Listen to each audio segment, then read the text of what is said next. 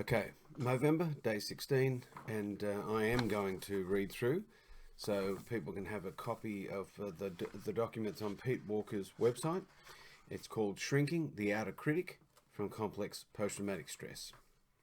This article describes childhood trauma's role in creating an intimacy-destroying, toxic outer critic, a counterpart of the self-esteem destroying inner critic, described in my article Shrinking the Inner Critic in Complex PTSD. The outer critic projects onto others the same processes of perfectionism and endangerment that the inner critic uses against itself. It persevates about the unworthiness, imperfection, and treacherousness, dangerousness of others to avoid emotional investment in relationships for fear they will replicate early parental betrayals.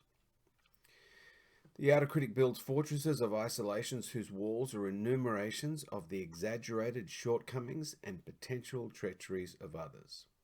In an awful irony, the critic attempts to protect us from abandonment by scaring us further into it.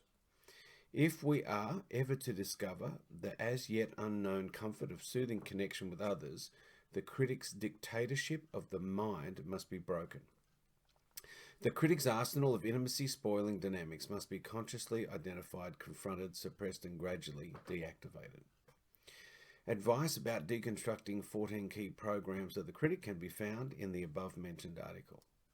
The outer critic typically arises most powerfully during emotional flashbacks when it transmutes unconscious abandonment pain into an overwhelmingly negative perception of people in general and or life itself. It obsessively fantasizes, consciously and unconsciously, about how people have or could hurt us. Over the years, these fantasies can expand from scary still lifes into film, clips, even movies, eventually morphing into the veritable video collection of real and imagined betrayals that destroy our capacity to be nurtured by human contact. Don't trust anyone, proud to be a loner, you can only depend on yourself. Lovers always leave you, kids will break your heart, only fools let on what they really think. Give them an inch and they'll take a mile are titles of video themes survivors may develop in their quest for interpersonal safety. These defensive daydreams are analogues of the critic-spawned nightmares that also shore up the safety work for frightening us into isolation. Over time, with enough recovery, intrusive anti-intimacy reveries become clues that we're actually in a flashback and that we need to invoke our flashback management skills. See Managing Emotional Flashbacks in Complex PTSD. The dynamics of the outer critic are often obscured by minimization and denial. Because the critic develops and dominates the psyche so early in childhood, its obsessions and daymares often fade out of awareness and become subliminal, like the sound of waves at the beach, like the sounds of traffic in the city, and like the sound of the critic repetitively calling you or someone else a jerk, a loser, an asshole. Sometimes the outer critic's penchant for raising false alarms ensnares us with an insatiable hunger for listening to the news. When we do not resist this junk food feeding of the psyche with news service that exalts so thoroughly in the negative, we can be left floundering in a dreadful hypervigilance. The critic can then work overtime to amass irrefutable proof that the world is beyond dangerous and therefore isolation and minimal or superficial relating are our only recourse. At such times, any inclination to call a friend triggers images of rejection and humiliation before the phone can even be picked up. When flashbacks are particularly intense, impulses to venture out may immediately trigger fantasies of being verbally harassed or even mugged on the street. Intimacy and the outer critic. Complex PTSD typically includes an attachment disorder which arises from the childhood experience of not having at least one caretaker safe enough to go to for comfort or help. When the developing child lacks the supportive parental refuge, she never learns that interrelating can soothe and metabolize confusions, conflicts, and hurts. She also never learns that real intimacy grows out of sharing all of one's experience, the good and the bad, the happy and the sad, the loving and the mad. To the degree that we are vulnerable and authentic in relationship, to the degree do we experience the incomparable healing power of intimacy. However, to the degree that our caretakers attack, shame, or abandon us for showing vulnerability, to that degree do we later avoid the authentic self-expression fundamental to intimacy. Inclinations to verbalize feelings, ask for help, or reveal one's struggles are short-circuited by subliminal memories of being scorned or attacked for daring to seek out parent support. Even worse, retaliation fantasies can plague us for hours and days on the occasions we do show our vulnerabilities. I once experienced this after being very honest and vulnerable in a job interview with a committee of 8. Over the next 3 insomnia-plagued nights, my critic ran non-stop films featuring my interviewers, who subsequently hired me, contempt about everything I'd said and disgust about all that I'd left out. Passive aggressiveness and the outer critic. Children are initially wired to respond angrily to parental abuse or neglect until they learn that protesting parental unfairness is the greatest and most punishable crime possible. This then renders the anger silent and subliminal, where it percolates as an ever-accumulating sea of resentment that fuels the critic's prestigious habits of fault-finding and seeing danger in everyone, viewing all relationships through the lens of parental abandonment, and the outer critic never lets down its guard. It continuously projects old, unworked through childhood anger onto others and silently scapegoats them by blowing current disappointments out of proportion. It then cites these insignificant transgressions as justification for relentless fuming, silent grumbling, and long resentful rumination. To bastardize Elizabeth Barrett Browning, how do I find thee lacking? Let me count the ways. When the displaced blaming of the wrong person becomes habitual, it manifests as passive aggressiveness. Common examples of this are distancing oneself in hurt and irritable withdrawal, or pushing others away via backhanded compliments, hurtful teasing, poor listening, and withholding of positive feedback and appreciation. Chronic lateness or poor follow-through on commitments can also be an unconscious passive-aggressive way of expressing anger to others. Vacillating between outer and inner critic. Many PTSD survivors flounder in caustic judgmentalness, shuffling back and forth between pathologizing others, toxic blame, and pathologizing themselves, toxic shame of the inner critic. They get stuck in endless loops of detailing the rational inadequacies of others and then of themselves. My parents' twisted version of this boiled down to, as fucked up as we are, we're still better, way better than you. Frieda from Reichman described this trauma two-step as all or none lurching between the polarities of the grandiose self and the despised self. When we become lost in this process, we miss out on the crucial emotional need to experience a sense of belonging, and we lurch between the extremes of too good for others or too rotten to be loved. This is the social perfectionism of the Janus-faced critic. Others are too flawed to love, and we are too defective to be lovable. Here is a verbal diagram of the typical critic looping scenario. The need to escape the in-danger judgmentalness and subsequent isolation-seeking behavior. Extended withdrawal, however, reawakens a relational hunger and the impulse to connect. This simultaneously reverses the critic from outer to inner mode, and then the laundry list of one's own personal inadequacies, which in turn creates a self-pity persecution fantasy, which then reinvokes the outer critic mode of inventorying one's self-righteous resentments of others, ad infinitum, ad nauseum, all in the safe hiding of silent disengagement. This is also a common thread of the fabric of the addiction to worrying. It is important to note here that some 4Fs see a trauma typology, the 4Fs, and that's that goes through it here, so I'll just read on. Have different ratios of outer and inner critic engagement, and some polarize one or the other. The freeze, disassociative type, polarizes to the outer critic, blankly denouncing the entire outside world to justify its preference for isolation. The fight, narcissistic type, polarizes to and speaks from the outer critic to scare away anyone that gets too close. The flight, obsessive-compulsive, uses inner critic perfectionistic striving to develop performance standards from which the outer critic judges everyone else as inferior. And the fawn, codependent type, uses the inner critic self-hate and self-censor to avoid the danger of authentically showing up in relationship. Finally, it is not unusual for recovering survivors who have significantly shrunk their dominant critic mode to experience a reciprocal increase in the virulence of the opposite counterpart, which then becomes the opportunity to further shrink the entire agency of the critic. The critic is judge, jury, and executioner. Not all survivors hide their outer critic. Fight types and subtypes can take the passive out of passive-aggressive and become very aggressive. Such outer critic polarized types often develop a specious belief that their subjectively derived standards of correctness are objective truth.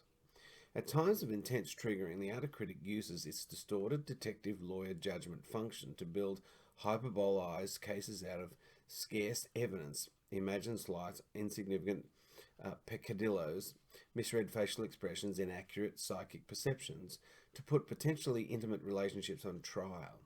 In the proceedings, it refuses to admit positive evidence or consider extenuating circumstances, and is quick to interpret any relational disappointment as a deal-cancelling, unforgivable betrayal.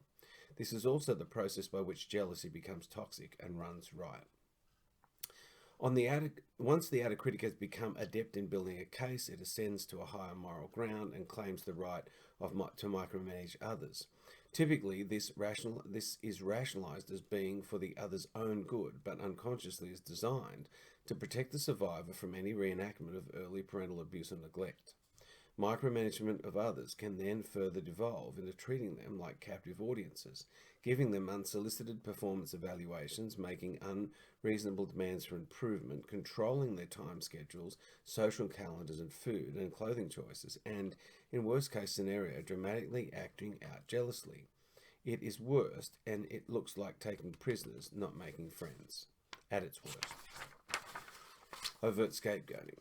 Scapegoating is an extreme outer critic process whereby personal frustration, typically fueled by unworked through childhood abandonment anger, is unfairly dumped onto others.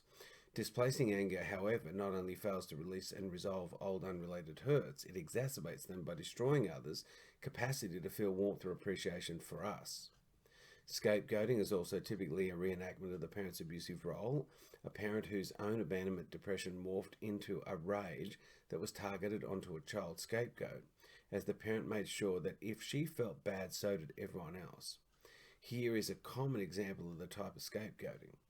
An individual may be absolutely certain that her intense anger about a friend being 5 minutes late is only about his transgression, but with complex PTSD, it is often merely an iceberg tip of her unexpressed anger at her parents' transgressions. In this case, a parent's chronic lateness and failure to show up over and over to meet her normal childhood needs. So shrinking the outer critic through thought stopping. Reducing outer critic reactivity requires a great deal of mindfulness. This is especially true for trauma types who rarely act out their criticalness, yet still roil with diatribes against the entire human group known as fucking people. As the inner critic work, the two key fronts for critic shrinking are cognitive and emotional. The cognitive work is the demolition and rebuilding process of thought stopping and thought substitution, respectively. The emotional work is grief work. The labor of love weds the unexpressed childhood anger that is healthy self-protection with the uncried childhood tears of self-compassion. Let us look first at the cognitive work. Thought stopping is the process of using willpower to disidentify from and interrupt toxic thoughts and visualizations, saying no or stop or shut up, to drasticizing and perfectionistic mental processes in the hammer of self-renovating carpentry. Saying no to the critic not only sets an internal boundary against unnatural anti-self processes, but also acts as a catalyst for out-of-boundary development. My article, Shrinking the Inner Critic, elucidates this principle more extensively. Unfortunately, in the early recovery of the outer critic, it often seems to become worse, bigger and stronger, and the more we notice and challenge it. We may even think that we are counterproductively stirring it up by daring to resist it. What is really happening, however, is that we are experiencing an erosion of disassociation, which then provides us with more accurate perception of our psyche's addiction to drasticizing and passing judgment. What is also happening is that we are flashing back to how our parents overreacted to our early, typically unremembered protests at their attacks. This can then make us feel too afraid to challenge our own thinking. Hence, survivors in early recovery need to invoke the instinct of angry self-protection to empower their thought stopping.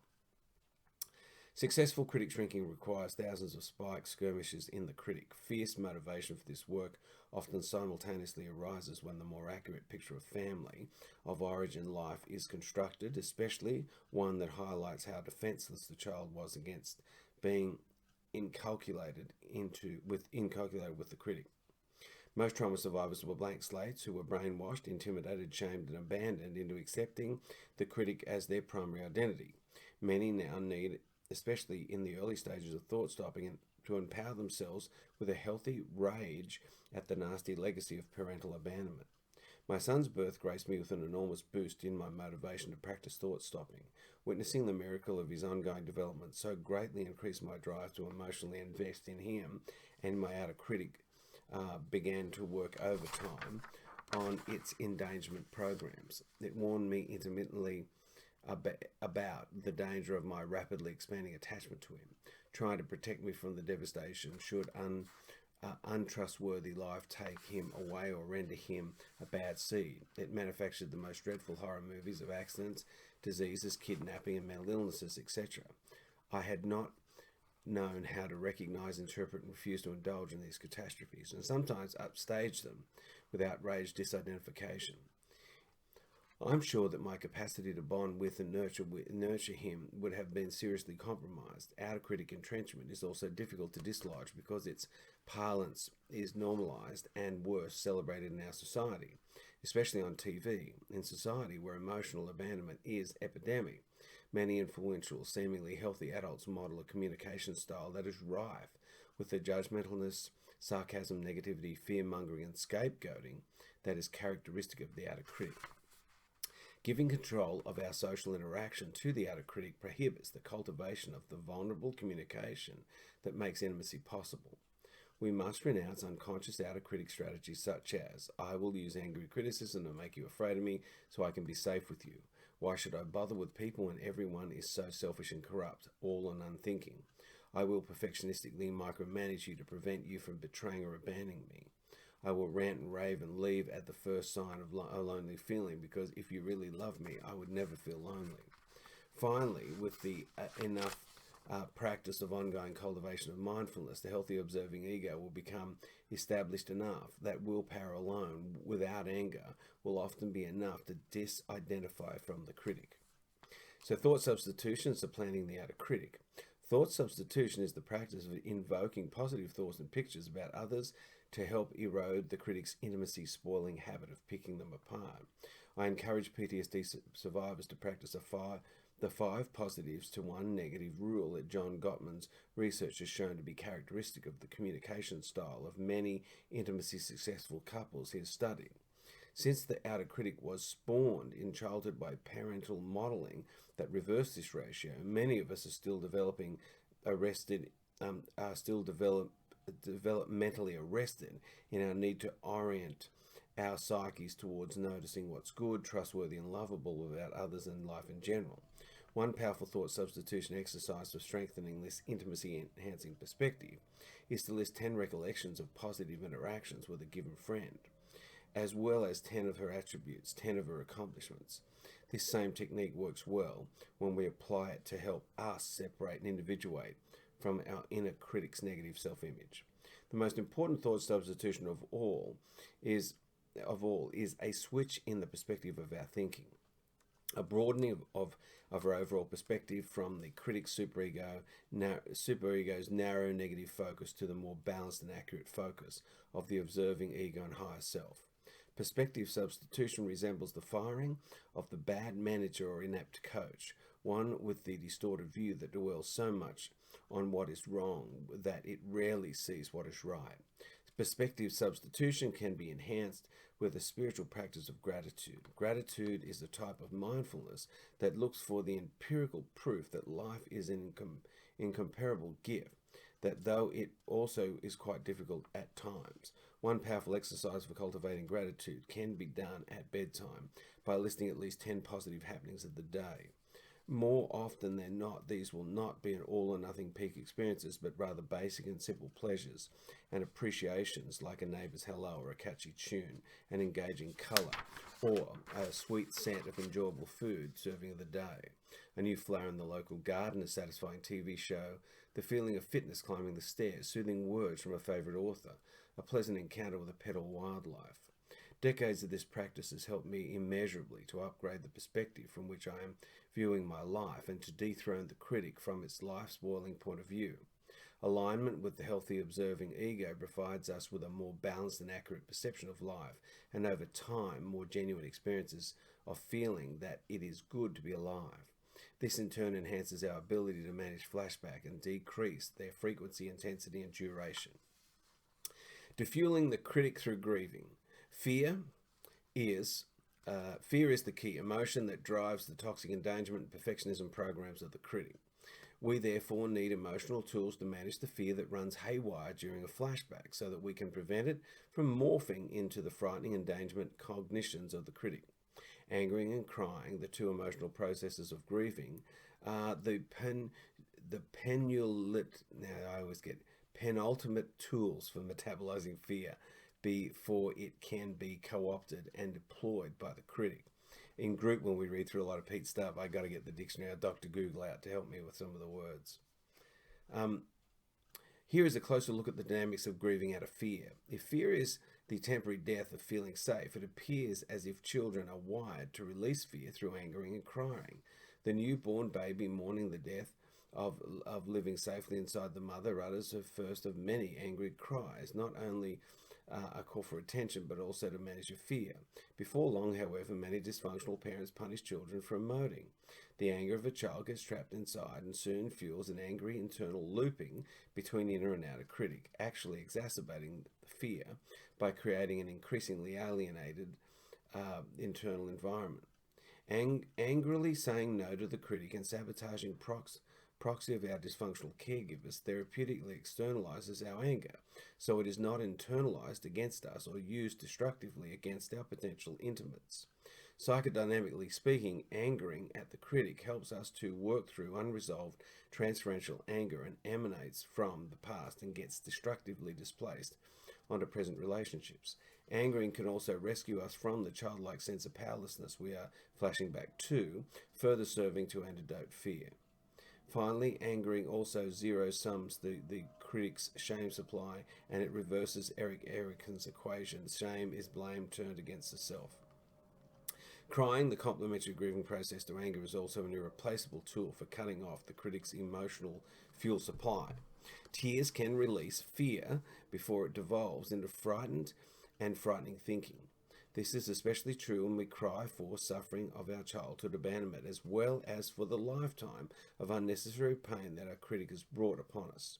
Such tears can awaken our developmentally arrested sense of self-compassion, which in turn augments our motivation to keep fighting to establish internal boundaries against the critic.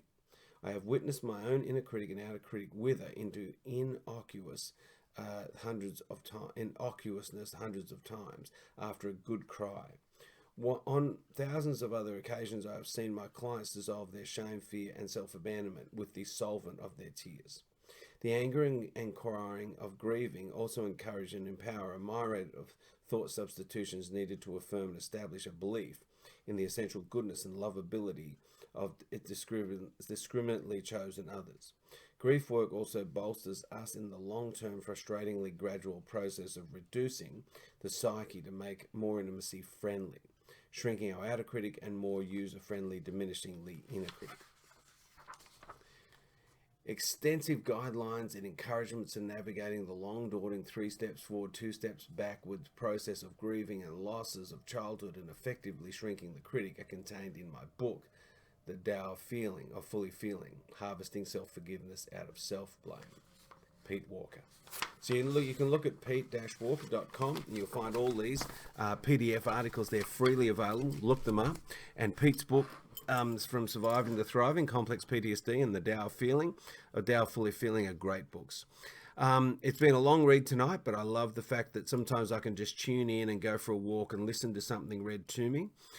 Pete's book on audiobooks are fantastic for that. So please go to his website, and hope you find his material useful. Day 16, be gentle with your heart.